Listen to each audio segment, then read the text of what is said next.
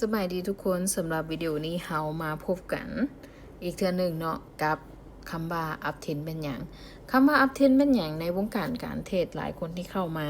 ในวงการนี้ก็อาจจะฮู้กันเบิดแล้วว่าอัพเทรนเป็นอย่างแต่สำหรับวิดีโอนี้เนาะก็จะมาอธิบายเพิ่มเติมอีกแบบสั้นๆย่อๆแล้วก็เข้าใจ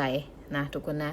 โอเคแล้วเราจะมาเริ่มกันเลยสำหรับอัพเทรนเป็นอย่างอยู่ในนี้เขาสรุปมาว่าอัพเทรนเป็นการเคลื่อนตัวขึ้นไปเรื่อยๆเนาะแม่นการเคลื่อนตัวขึ้นไปเรื่อยๆของแท่งเทียนจนกว่ามันจะหยุดขึ้นไปเรื่อยๆเลยจนกว่ามันจะราคามันจะบ่ไปต่อแล้วนะหลังจากนั้นเนาะแต่จะมีบางแท่งเทียนแต่จะมีบางแท่งเทียนย่อตัวลงมาเนาะเฮ็ดจุดต่ำใหม่แต่ว่ามันจะบ่ต่ำกว่าตัวที่เกิดขึ้นที่ผ่านมาว่าจังซะมีจุดต่ำอยู่แต่ว่า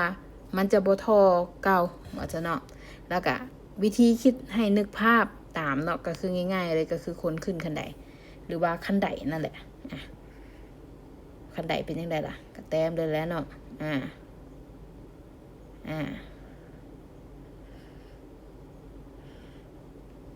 ก็จะประมาณนี้เนาะคันได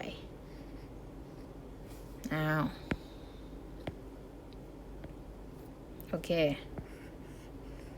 คันไดเฮาเนาะก็ง่ายๆแล้วคุณขึ้นคันไดว่าซั่นซะเห็นบ่อันนี้คือจุดต่ำสุดนะคะอธิบายคำเบาเนาะจุดต่ำสุดแต่ว่าจุดต่อไปมันจะเกิดต่ำอยู่แต่ว่ามันจะบ่ต่ำเท่าตัวนี้โอเคเนาะเกิดจุดต่ำสุดอยู่ย่อตัวลงมาแต่ก็จะบ่ต่ำกว่าตัวนี้จะสูงขึ้นไปเรื่อยๆเห็นบ่เนี่ยจุดต่ำเนี่ยจะสูงขึ้นไปเรื่อยๆแล้วก็จะเป็นอัพเทรนขึ้นไปเนาะคือว่าขาขึ้นเนาะขาขึ้นแบบนี้นี่คือรูปแบบที่ว่ายกตัวอย่างจากข้างถึงมาเบิ่งกันว่าตัวแท่งเทียนเนาะก็เส้นเดียวกันเห็นบ่เวลาที่มันขึ้นไปมันก็ยังมีแท่งแดงย่ออยู่แท่งนึงนี่ย่อลงมาเนาะเฮ็ดตามไม้แล้วก็ขึ้นไปเนี่ยเฮ็ดตามไม้นี่แล้วก็ขึ้นไปเนาะเฮ็ดตามอยู่นี่แล้วก็ขึ้นไปเห็นปะแบบนี้แล้วก็ถ้าหากจะแนะนำอยู่ใน binary option เนาะถ้าหากว่าเจอตลาดแบบนี้ก็แนะนำว่าให้เฮ็ดหยังสำหรับถ้าเจอตลาดแบบนี้เขาก็จะแนะนำให้ buy สำหรับเทรนขาขึ้นตามปกติเนาะแต่ว่า buy หรือ sell ก็ต้องวิเคราะห์กันอีกบาทหนึ่งเพราะว่าแท่งเทียนถ้าอยู่ใน binary option มันก็จะเป็นหยังแท่งเทียนละ30วิก็คือมันเป็นระยะสั้นโอกาสที่มันจะ buy เนาะสำหรับโอกาสที่จะ buy ก็คือ 70% และอยู่ในนั้นยังมีโอกาสที่มันจะ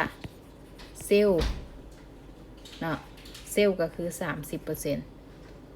ยังมีเซลล์อีกฉะนั้นก็ฝากทุกคนวิเคราะห์ตื่มว่าเป็นแนวใดโอเคแล้วเจอกันในวิดีโอต่อไปสำหรับคลิปนี้เราจบไว้เพียงเท่านี้เนาะถ้ามีคำถามหรือว่าจังไดก็สามารถคอมเมนต์ปาไว้ได้เด้อทุกคนเด้อ